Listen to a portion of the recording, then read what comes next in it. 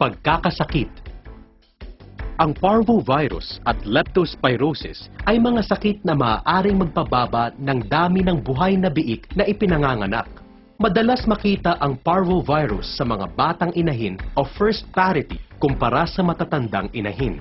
Karaniwang makikita ang lunok o mummified na mga biik sa panahon ng panganganak.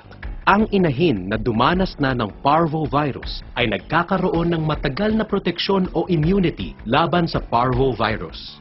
Bata man o matanda ng inahin ay maaaring tamaan ng leptospirosis. Ito ay sakit na nagdudulot ng mummified o stillborn na mga biik. Bakunahan agad laban sa parvolepto ang mga dumalaga at inahin hanggang ikatatlong panganganak o third parity. Maaari ding ipakain sa mga dumalaga ang inunan ng matatandang inahin bago pakastahan ang mga ito.